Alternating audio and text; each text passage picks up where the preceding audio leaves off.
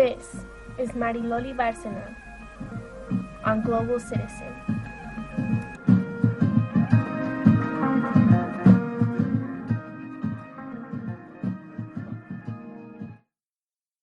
It's everywhere. Economic growth, economic stability, profit. These words are repeatedly in the news, coming out of our president's and governor's mouth.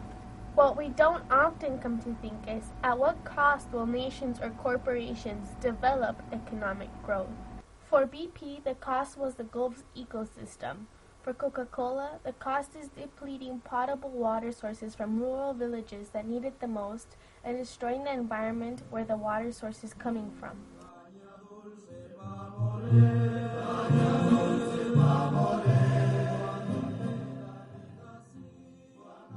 We see this in Costa Rica. Economic incentives such as cattle ranching and holding the title of the largest pineapple exporter have led to the deterioration of the environment.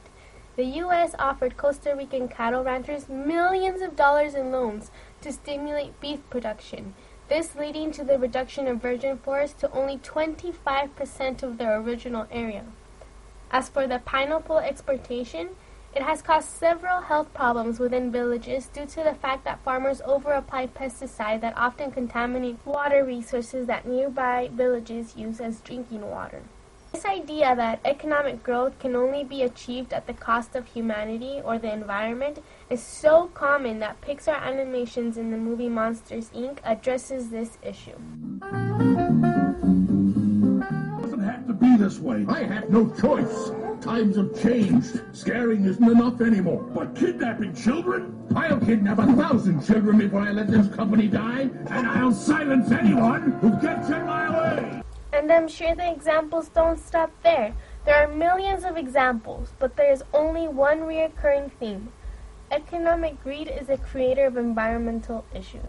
Now, let's take, for example, BP, the oil company, before its disastrous oil spill in 2010. BP had a notorious record for its lack of safety. For example, in 2005 in a Texas refinery, there was an explosion that killed 15 and injured 170 workers. The Occupational Safety and Health Administration slapped BP with a then record fine for hundreds of safety violations and subsequently imposed an even larger fine after claiming that BP had failed to implement safety improvements following the disaster. Only a year after, BP had another incident. Prudhoe Bay's pipeline burst, spilling about 265,000 gallons of oil and endangering the environment in Alaska where there is often caribou crossings. BP is a company that emphasizes on cutting costs and efficiency while neglecting preventative maintenance. Yet, can we solely blame this company for its mistakes? It is 1 in 1,000 companies that put money over environment or life. Don't believe me? Let me go into detail about the water monopolization. She tastes like cola, sweet, sweet sugar cola. Coca-Cola, the drink that represents the American lifestyle, is guilty too. It first starts with Coca-Cola turning to undeveloped countries for their 7 to 9 earning growth. As to how they get this earning growth is what is most interesting.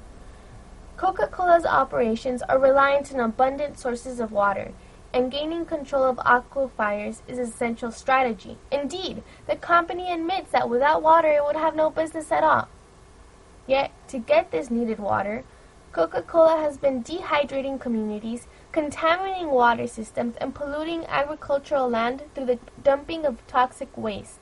An example of this is seen in India in a town called Rajasthan.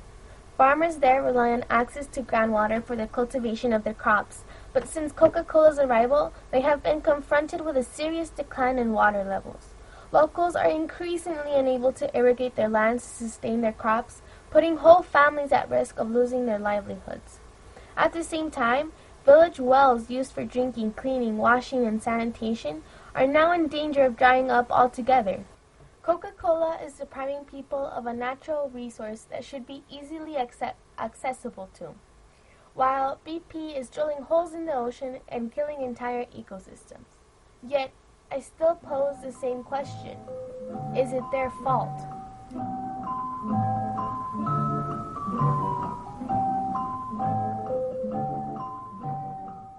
but it is not their fault.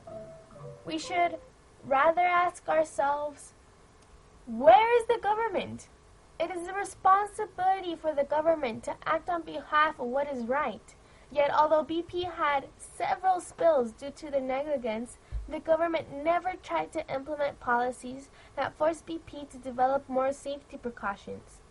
The United States, the advocator of civil rights, is letting capitalism get in the way of those ideals by letting Coca-Cola subjugate countries into the depletion of their water source. Where is the government, and where is the power of democracy? Perhaps our voices aren't being heard because the majority of the people do not have the same environmentally inclined mindset. I for sure still struggle between the consumer American lifestyle that I was born into and the environmentally inclined self that realizes that sometimes less is more. Environmental groups have recently tried to install this environmentally inclined mentality set in children, such as my brother, who has learned at age 4 the 3 R's: reuse, reduce, recycle, unlike me, who was introduced to this concept when I was in 6th grade. Yet, I don't believe this is enough. Is it plausible to send the future generation with reduce, reuse, and recycle and accept them not to succumb to the pressures of being in a society that often goes against the environmental ideal? I believe in order to stop environmental issues around the world, we should follow the famous saying, can't beat them, join them.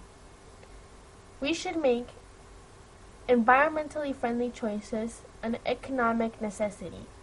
How? I have no idea. And as you can clearly see, I'm great at asking provoking questions, yet I need people with different perspectives and talents to fill in the holes that I can't fill in.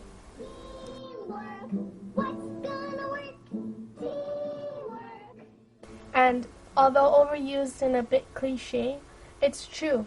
You're only as strong as your weakest link.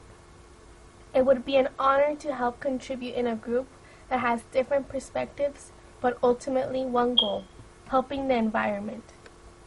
And so I'll tell you my solution to Costa Rica's need to establish a booming economy in the hopes that you'll refine, fix, and add to my idea. I believe we need to develop a system where keeping a tree or keeping an ecosystem is as economically convenient as getting rid of one. So, how are we going to do this, guys?